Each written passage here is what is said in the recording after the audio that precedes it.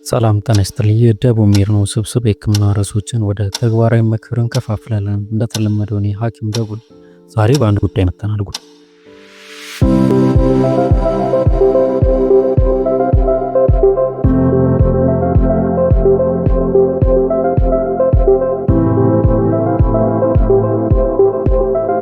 ተግባራዊ ምክር እንከፋፍላለን። እንደተለመደው እኔ ሐኪም ደቡል ዛሬ በአንድ ጉዳይ መጥተናል። ጉዳያችን ከእንቅልፍ ጋር የተያያዘ ነው።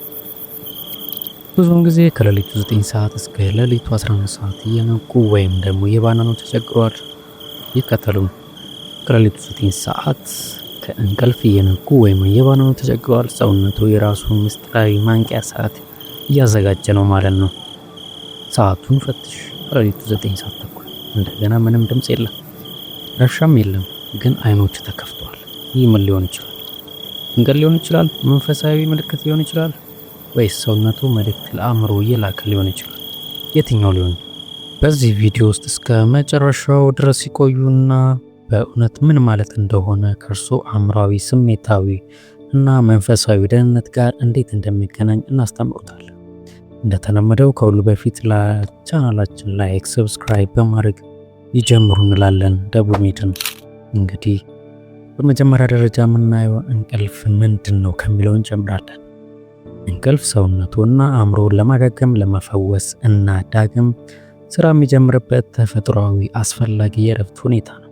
እንግዲህ ሁኔታ ነው ማለት ነው። እንግዲህ በምናሸልብበት ወይም ደግሞ በምንተኛበት ጊዜ በእንቅልፍ ጊዜ ሰውነታችን ራሱን ያስተካክላል። አንጎል ትውስታዎችንና ስሜትን ያካሂዳል። እንዲሁም ደግሞ ጉልበቱን ለቀጣዩ ስራ ለነገው ያዘጋጃል ማለት ነው።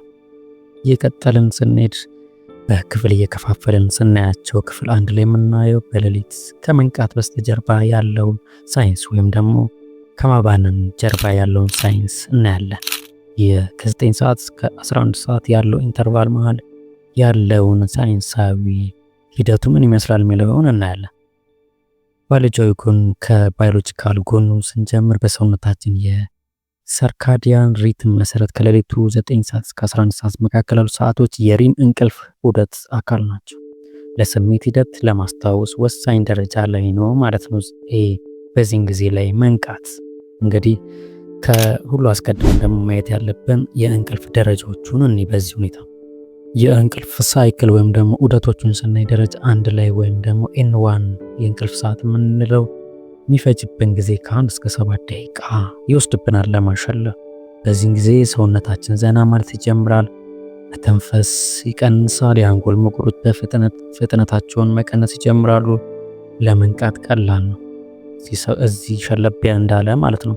ሸለብታ እንደማለት ነው። ይሄኛው ሚናው ጥቅሙ ምንድን ነው ሲባል የዚህኛው በንቃትና በእንቅልፍ መካከል የሚደረግ ሽግግር ነው ማለት ነው። በሁለተኝነት ደረጃ ደግሞ የእንቅልፍ ሁለተኛው ዑደት ደረጃ 2 ወይም ደግሞ ኤንቱ የሚባለው ጥልቅ የብርሃን እንቅልፍ የሚባለው የሚፈጅብን ጊዜ በዚህን ጊዜ ለማሸለብ ወይም ለመተኛት እስከ 20 ደቂቃ አእምሯችን ሊወስድበት ይችላል።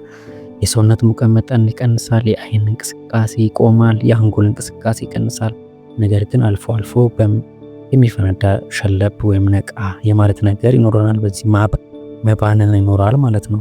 ጥቅሙ ምንድነው? የዚህኛው ቅለታ ከተባለ ለከባድ እንቅልፍ ያዘጋጀናል። ማድረት ትውስታን ያጠናክርልናል ማለት ነው።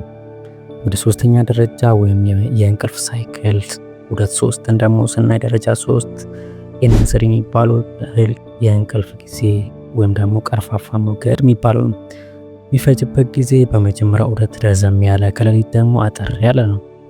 ምን ይከሰታል ሲባል ለመንቃት ከባድ ነው። በዚህን ጊዜ እንደዚህ ሸለብ ያለን ሰው ለመቀስቀስ ብንሞክር ቶሎ ሰው አልነቃለን ካለ ሶስተኛ ደረጃ ውስጥ ገብቷል ማለት ነው። በዚህን ጊዜ የእድገት ሆርሞኖች ይነቃቃሉ። ሰውነት መከላከያ ወይም ደግሞ የሰውነት በሽታ መከላከል ስርዓት የሚጠናከርበት፣ አካላዊ እድገትና እድሳት የሚኖርበት እንዲሁም ደግሞ ህብረ ህዋሳት የሚጠናከሩበት ነው ማለት ነው። አራተኛው የእንቅልፍ ዑደት ወይም ደግሞ ሳይክል 3 ደግሞ ሳይክል 4 ደግሞ ስናይ የሚፈጅበት ጊዜ አጭር ከማለዳ ወይም ደግሞ ከሌሊቱ እስከ 60 ደቂቃዎችን ሊወስድብን ይችላል። ምን ይከሰታል የሚለውን ደግሞ የአንጎል የበለጠ ንቁ የሚሆንበት ጊዜ ነው። ጡንቻዎች ወይም ደግሞ ጡንቾች የሚለሰልሱበት ሽባ የሚሆኑበት ጊዜ ነው። በቃ ሙሉ ለሙሉ ራሳችን የምንጥልበት፣ የልብ ምት መተንፈስ መደበኛ የማይሆንበት ጊዜ ማለት ሁሉ ነገር የሚዳከምበት ነው እዚህኛው ላይ ማለት ነው። ጥቅሙ ምንድነው? ሚናው ደግሞ ስለዚህ በዚህ ሰዓት መንቃት ወይም መነሳት ማለት ከልክ በላይ አእምሯችን ተዳክሟል። ምናልባትም በጭንቀት ወይም ደግሞ አሰቃቂ ሁኔታዎችን አይተናል ማለት ነው። ወይም ደግሞ ያልተፈታ የስሜት ህመሞች በውስጣችን አሉ የሚለውን ያመላክታል ማለት ነው። እንደ ቲፕ ወይም ደግሞ እንደ ምክር የኮርቲሶል የጭንቀት ሆርሞን ሰውነታችን ለማንቀስ የሚዘጋጅበት ከሌሊቱ 9 ሰዓት እስከ 11 ባለው ውስጥ ማንቃት ይጀምራል ማለት ነው። ነገር ግን ቀድሞውኑ የተጨነቁ ወይም ደግሞ የተበሳጩበት ነገር ካለ ቀደም ብሎ እንዲነቁ ሊያደርጉት ይችላል። እነዚህ ነገሮች እንዴት እንያቸው ከተባለ ክፍል 2 ላይ ስሜትና የአእምሮ ጤናን ትስስር እናያለን። ስሜቶች እንዴት እንቅልፍን አፌክት ያደርጋሉ ወይም ደግሞ እንዴት ተጽዕኖ ያሳድሩብናል የሚለው አእምሮ ከጤና አንጻር ስናይ እንግዲህ እነዚህ የሌሊት ሰዓቶች የንቃተ ህሊና ንቁ የሚሆንበት ሊሆን ይችላል። ስሜቶቻችን ለምሳሌ ሀዘን ከተሰማን፣ የጥፋተኝነት ስሜት በውስጣችን ካለ ወይም ከነበረ አእምሮ በጸጥታ ሊተኛ ይቸገራል ማለት ነው። ስለዚህ ነው ብዙ ሰዎች የመንፈስ ጭንቀት ወይም ደግሞ ያልታከመ ፒቲሲዲ ወይም ደግሞ ስር የሰደደ የጭንቀት የምንሰቃይ ከሆነ ከሌሊቱ 9 ሰዓት እስከ 11 ሰዓት ባለው ውስጥ መንቃት ተደጋጋሚ ሊያጋጥመን ይችላል ማለት ነው። ይህ ሰውነትን በርካታ በሹክሹክታ እባክዎ ትኩረት ይስጡን እያለ ነው ማለት ነው። ስለዚህ ትኩረት እየጠየቀን ነው ማለት ነው። አክሙኝ እያለ ነው። ሌሊት 9 ሰዓት እስከ 11 ሰዓት ያለ እረፍት የሚቀሰቅሰን ወይም ደግሞ የሚያባንነን ከሆነ ማለት ነው። ክፍል 3 ላይ የምናየው የመንፈሳዊ ትርጉሙን ነው። ከኢትዮጵያን አንጻር እንዴት እንተረጉማለን? አንድ ሰው ከሌሊቱ 9 ሰዓት እስከ 11 ሰዓት ባለው ውስጥ ቢባነን እየባነነ ቢቸገር በኢትዮጵያን አፈታት ምን ይመስላል የሚለውን አሁን እስቲ ጠቅላላ አድርገን በመንፈሳዊ ሁኔታ ብዙ ባህሎች አንጻር ስናይ በኢትዮጵያን ባህሎች ጨምሮ እነዚህ ሰዓቶች በመለኮታዊ አሰራር ወይም ደግሞ ከአምላክ ጋር የምንገናኝበት፣ በጸሎት የምንቆይበት እንዲሁም ደግሞ ቅዳሴዎችና የተለያዩ መንፈሳዊ ድርጊቶች የሚከናወኑበት ጊዜ ነው። ከፈጣሪ ጋር የምንገናኝበት ነው ተብሎ ይታሰባል በኢትዮጵያውያን ማለት ነው።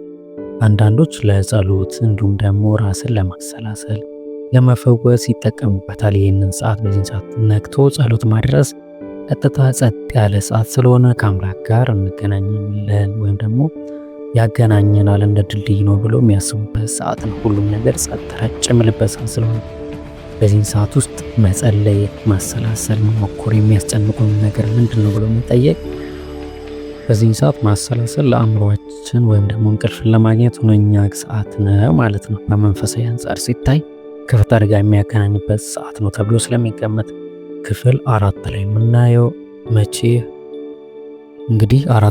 ክፍል 4 ላይ የምናየው መቼ ሐኪሞችን ማየት አለብን ደግሞ ድግግሞች ከበዛ መቼ የሕክምና ባለሙያ ጋር መሄድ አለብን ከተባለ አልፎ ተርፎ መንቃት የተለመደ ቢሆን በተደጋጋሚና አስጨናቂ መንቃት የበለጠ ከባድ የሆነ ነገር ምልክቶች ሊሆን ይችላል። እንቅልፍ መታወክ፣ ያልታከመ ጭንቀት መኖር የጤና ችግሮች መንስኤ ሊሆን ይችላል። ስለዚህ እንቅልፍን መከታተል፣ ጭንቀት ካለ ጭንቀቱን ለማስወገድ መሞከር እንዲሁም ደግሞ ከእንቅልፍ በፊት ካፌን የመሳሰሉ እንደሙና የመሳሰሉትን ባለመውሰድ ዕለት ተዕለት ኑሮችን እንዳይጎዳብን ማድረግ እንችላለን ማለት ነው። ወደ ዋናው መፍትሄዎችና ልማዶቻችን ስንሄድ እንዴት በራሳችን መንገድ ማከም እንችላለን እንደዚህ አይነት እንቅልፍ ማባነን ወይም ደግሞ ሌሊት መንቃት ሲኖርብን የሚለውን በሶስት መንገድ ማየት እንችላለን። የመጀመሪያው ከመተኛታችን በፊት አእምሮን ዘና የሚያደርጉ ነገሮችን ድርጊቶችን ማድረግ። አእምሮን ዘና ጭንቀቶችን ለማስወገድ። በሁለተኛ ደረጃ ላይ ደግሞ የምስጋና ልምምድ ማርመተኛ ለፊት ራስንና ፈጣሪ ማመስገን ምን ጸሎተኞች ከሆኑ ጸሎት ማድረስ ቢያንስ 1-3 ዘርዝረን የምናመሰግንበት ምክንያት መዘርዘር።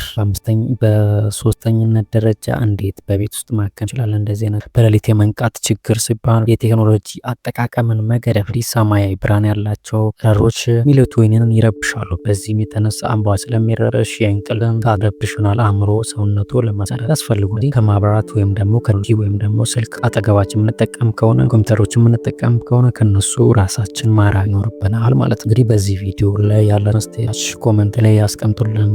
ደግሞ ሄድና መስናል